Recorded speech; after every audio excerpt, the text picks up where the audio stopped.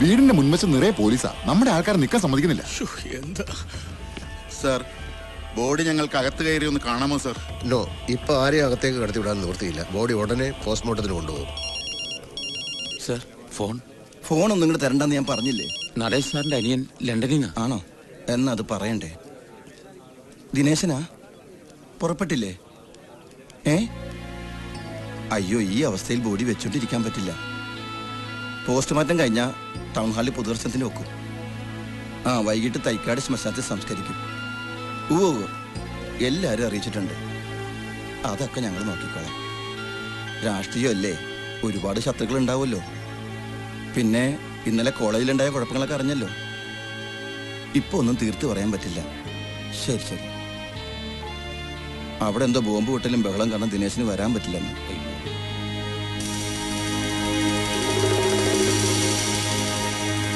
വിഘ്നേശ്വരൻ, അയാൾ എന്തോടെ നായ മണക്കുന്നതിൽ കുനിഞ്ഞു കിടന്ന് മണപ്പിക്കുന്നത്?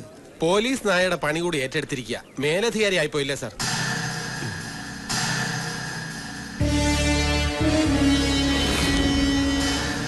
ഈ ഓയിൽ കലർന്ന മണ്ണെടുക്കണം. എടോ കമ്മീഷണറെ, താൻ ഇവിടെ കുനിഞ്ഞിരുന്ന് എന്തെടുക്കുവാടോ? മണ്ണെണ്ണ കലർത്തിയ പെട്രോൾ ഒഴിച്ച് ഓടിക്കുന്ന ഓടി അലഞ്ഞൊരു ഓട്ടോറിക്ഷ ഇന്നലെ ഇവിടെ വന്നിട്ടുണ്ട്. മണ്ണെണ്ണ ഒഴിച്ചു ഓടുന്നതാണോ വെളിച്ചെണ്ണ ഒഴിച്ചു ഓടുന്നതാണോ എന്നുള്ളതല്ല പ്രശ്നം. ഓട്ടോയിൽ വന്ന ആരാണെന്ന് കണ്ടുപിടിക്കാൻ നോക്ക്. പലതും കണ്ടുപിടിക്കേണ്ടിയിരിക്കുന്നു. സാർ, നടേശൻ സാറിന്റെ കുക്കായിരുന്ന അറുമുഖന്റെ വീട്ടിൽ പോയിരുന്നു. അവൻ ഇന്നലെ രാത്രി പോയിട്ട് ഇതുവരെ തിരിച്ചെത്തിയിട്ടില്ല. നടേശൻ സാറിന് ശത്രുക്കളായിട്ട് ആരെങ്കിലും ഉണ്ടോ? അടുത്താൽ ഏത് ശത്രുവും നടേശൻ സാറിന്റെ മിത്രമാണ്. പിന്നെ അകലത്തിലൊരു ശത്രുവുണ്ട്, നടേശൻ സാറിന്റെ രാഷ്ട്രീയത്തിൽ കൊണ്ടുവന്ന ആള്. അതാരാ? Leader KR. നമസ്കാരം സാർ.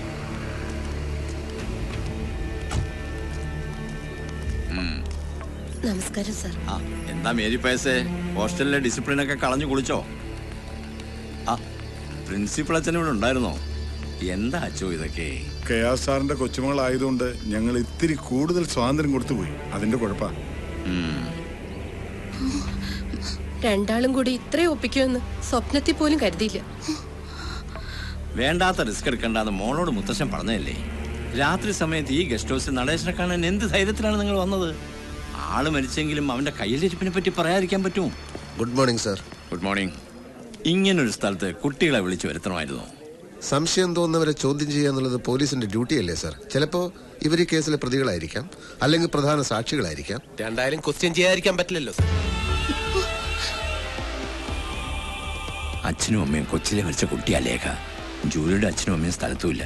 അവരെ കൂടുതൽ വിഷമിപ്പിക്കാതെ. ഞാൻ ഇവരെ ഇപ്പൊ കസ്റ്റഡിയിൽ ഒന്നും എടുക്കുന്നില്ല. ചില വിവരങ്ങൾ ചോദിച്ചിട്ട് വിട്ടേക്കാം. കമാ വരൂ.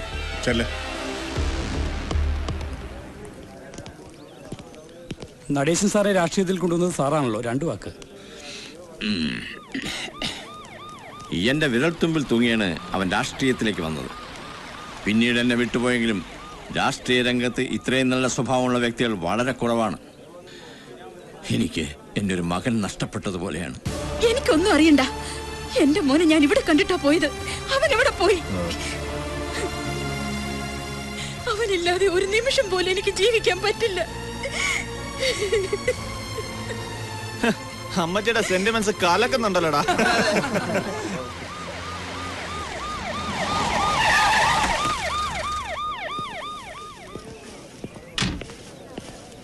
ഇടിയങ്കർത്താ,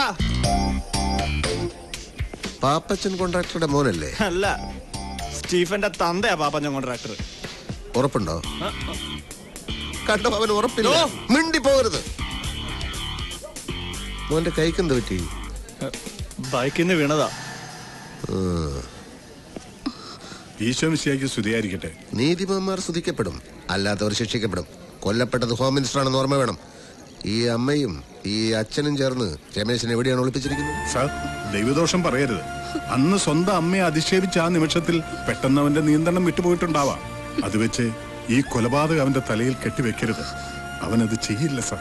എന്റെ മോനെ കസ്റ്റഡിയിൽ എടുത്തിട്ട് അവനെ നിങ്ങൾ എന്ത് ചെയ്തെന്ന് പറ. കൊള്ളാം. ഹോം മിനിസ്റ്ററുടെ പേരിൽ കഥ ചമച്ചുണ്ടാക്കിയ കഥാകാരി ഇപ്പൊ പോലീസിനെ പറ്റി പുതിയ കഥ എഴുതുകയാണല്ലേ? അവൻ എവിടെ ഉണ്ടെന്ന് പറ. പിടിച്ചോണ്ട് തല്ലിക്കൊന്ന് കൂച്ചുമൂടിട്ടിപ്പോ നാട്ടുകാരെ ബോധിപ്പിക്കാൻ വേണ്ടി വന്നിരിക്കുക കമ്മീഷണർ സാർ. ഇതുപോലുള്ള കളികൾ മുമ്പും കുറെ കളിച്ചിട്ടുള്ളതാ പോലീസ്. കക്കാൻ ക്യാമ്പിലെ രാജൻ കൊലക്കേസ് പോലെ തന്നെയായിരിക്കും രമേശിന്റെയും ഗതി. നിന്റെ ഗതി അതിലും മോശമായിരിക്കും. If you don't shut your bloody mouth and get lost.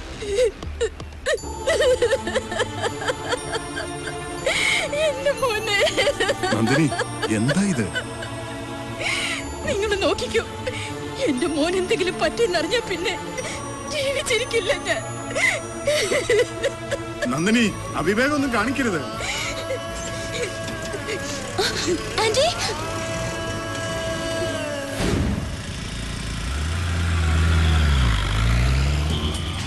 Mary മാഡത്തിന്റെ മുമ്പിൽ കൂടി ഹോസ്റ്റലിൽ നിന്ന് ഇറങ്ങിയപ്പോ എന്റെ ശ്വാസം നിന്ന പോലെ ആയിപ്പോയി.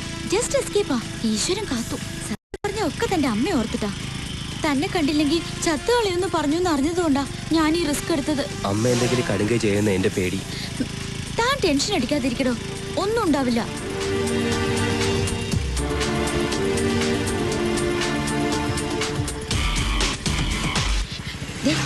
ഞാനിവിടെ വെയിറ്റ് ചെയ്യാം. എന്നെ കണ്ട ആരെങ്കിലും തിരിച്ചറിഞ്ഞ പ്രശ്ന. അമ്മയെ കണ്ടിട്ട് പെട്ടെന്ന് വരണം.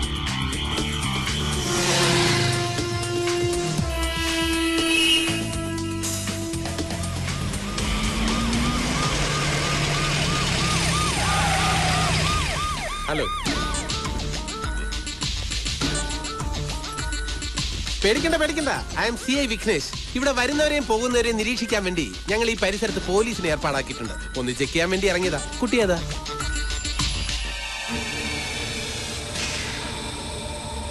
നീ അവനല്ലേ?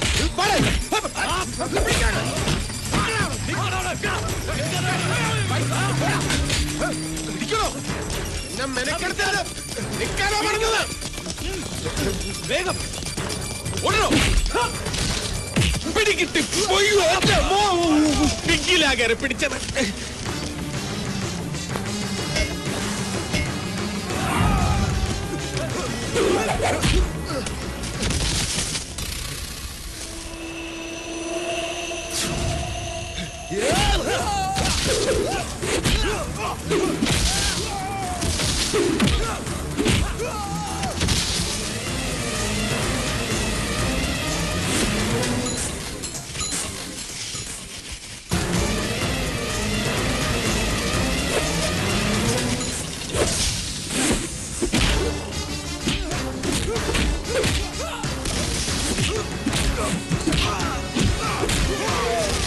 എന്താണോ നോക്കിയിരിക്കുന്നത്? പോയി തൂക്കിയെടുത്തോണ്ട് വേണം. ഞാൻ തന്നെ വേണോ? പിന്നല്ലാതെ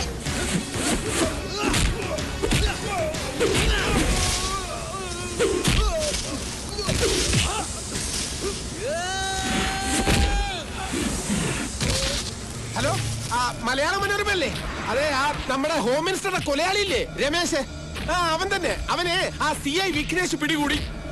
പുള്ളിയുടെ ഫോട്ടോ ഇപ്പൊ തന്നെ ഓഫീസിൽ എത്തിച്ചേക്കാം. ഒന്ന് കാര്യമായിട്ട് കൊടുത്തേക്കണേ.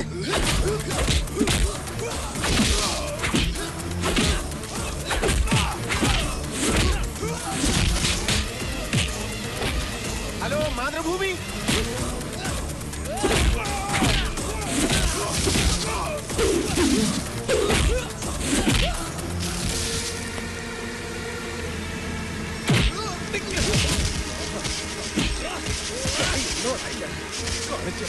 ഈ CI വിഘ്നേഷ് ആരാണെന്ന് നീ ഇന്നറിയും.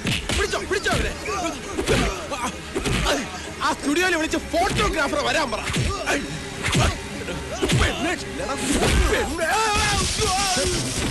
എന്താണ് സർ? അവൻ കരാട്ടെ ബ്ലാക്ക് ബെൽറ്റാ.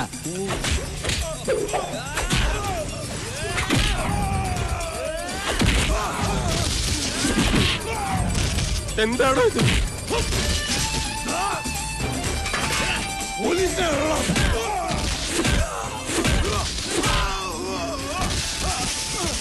ഇനി പോലീസ് മാർഗം. കല്ലെറിഞ്ഞ് വീഴ്ത്തണോ അവനെ? ചറ പറ, എറിയണോ?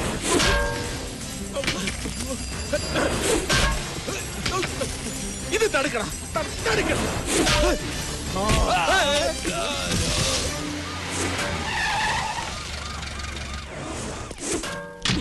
കുത്തി ഇറങ്ങി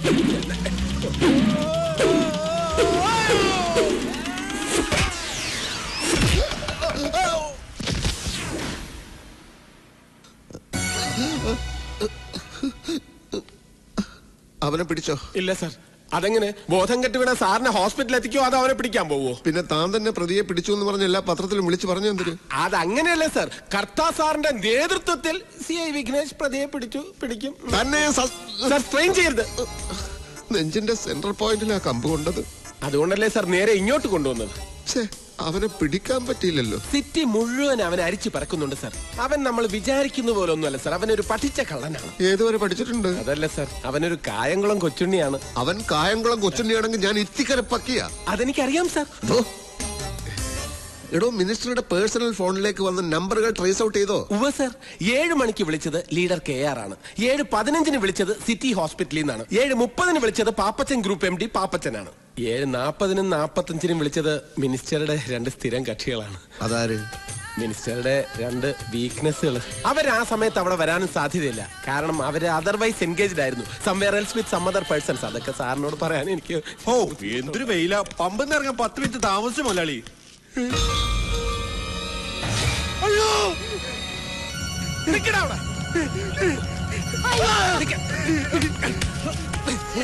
എന്നെ ഒന്നും ചെയ്യില്ല സാറേ, ഞാനൊരു തെറ്റ് ചെയ്തിട്ടില്ല. പിന്നെ നീ എന്തിനാടാ ഓടിയത്? പേടിച്ചിട്ടാ. മന്ത്രിയെ കൊന്ന് ഞാനാണെന്നും പറഞ്ഞ് പോലീസ് തപ്പുണ്ടെന്ന് പറഞ്ഞു. സത്യമായിട്ട് ഞാനൊന്നും ചെയ്തിട്ടില്ല. കൊല്ലാൻ വന്നവരെ ഞാൻ കണ്ടു എന്നുള്ളത് തരാം.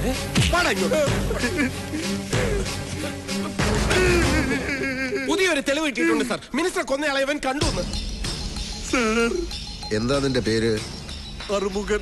ഓ, മിനിസ്റ്ററുടെ കുക്കായിരുന്നു അറുമുഖൻ. നീ എന്തിനാ ഇവിടെ വന്നത്? ജോലി ചെയ്യുന്ന പമ്പിലെ മുതലാളി പനിയായിട്ട് കിടക്കുന്നുണ്ട്. തൊട്ടടുത്ത മുറിയില. മുറി മാറി കയറിയതാ. നടേശൻ മിനിസ്റ്ററെ കൊല്ലാൻ വന്നവരെ നീ എങ്ങനെയാ കണ്ടത്? ഇവനെ വിശ്വസിക്കരുത് സാർ. ഇവന്റെ സംസാരം കേട്ടിട്ട് ഇവനും കൊലപാതകത്തിൽ പങ്കുണ്ട്. ഇല്ല സാർ, മിനിസ്റ്റർ മരിക്കുന്നതിന് 2 ദിവസം മുമ്പ് എന്റെ കരണക്കുറ്റിക്ക് അടിച്ച അവിടുന്ന് ജോലിയിൽ നിന്ന് പുറത്താക്കിയത്. പെങ്ങടെ കല്യാണത്തിന് കുറച്ച് കാശ് കടം ചോദിച്ചു എന്നല്ലാതെ മറ്റൊരു തെറ്റ് ഞാൻ ചെയ്തിട്ടില്ല. മിനിസ്റ്റർ മരിച്ചന്ന് രാത്രി അങ്ങോട്ട് കാറ് പോകുന്ന കണ്ടു. മുഖത്തോക്കി 2 വർത്താനം ചോദിക്കാൻ ചേട്ടാ ഞാൻ അങ്ങോട്ട് കയറി ചെന്നത്. എന്നിട്ട് അപ്പോ പെട്ടിക്കടയുടെ മുന്നില് പോലീസ് ജീപ്പ് കിടക്കുന്ന കണ്ടു. പോലീസ് ജീപ്പോ? അതെ സാർ. നീ കണ്ടോടാ? കണ്ടു സാർ. ചുമ്മാതെ കള്ളം പറഞ്ഞ ഇടിച്ചു നിന്റെ കൂമ്പിളക്കം. നീ കണ്ടോടാ? കണ്ടോടാ? താനൊന്ന് അടങ്ങടോ, അവൻ പറയട്ടെ. അല്ല സാർ, ഇവൻ പറയുന്ന കേട്ട പോലീസുകാരാണ് ഇത് ചെയ്തതെന്ന് തോന്നും. പോലീസുകാരെന്താ ഇതിന് മോശാണ്? അയ്യോ, പൊള്ളിയോ? പോലീസുകാർ ഒരുപാട് തല്ലിയല്ലേ?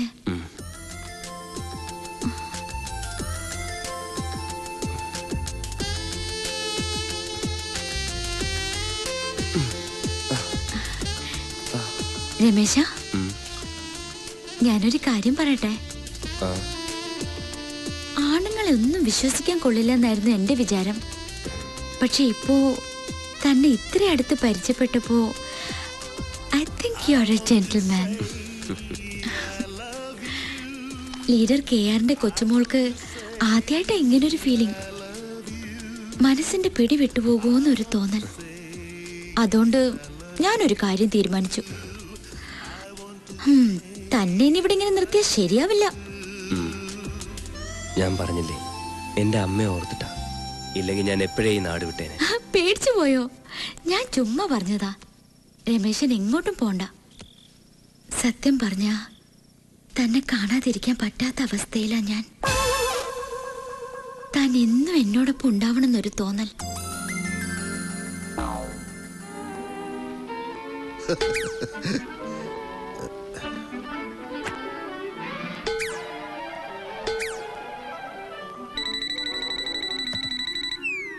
യെസ്, ഞാൻ ദിനേശനാണ്. ഏത് CBI? എവിടുത്തെ CBI? എടോ, CBIയും സേതുരാമയ്യരും ഒക്കെ സിനിമയിൽ നടക്കും. കമ്മീഷണർ കർത്തായെ പോലുള്ള ഇന്റലിജന്റ് ഓഫീസേഴ്സ് കേരള പോലീസിൽ ഉള്ളിടത്തോളം കാലം ഈ കേസിൽ ഒരു വിദേശ ശക്തിയും ഇടപെടേണ്ട ആവശ്യമില്ല. അണ്ടർസ്റ്റാൻഡ്? സർ, പുതിയ ഹോം മിനിസ്റ്റർ വന്നിരിക്കുന്നു. ഇങ്ങോട്ട് വന്നിരിക്കുന്നു? സത്യപ്രതിജ്ഞയ്ക്ക് മുമ്പ് നടേശൻ മിനിസ്റ്ററുടെ കൊലപാതകയെ കണ്ടുപിടിക്കാമെന്ന് ഏറ്റെടുത്തത്.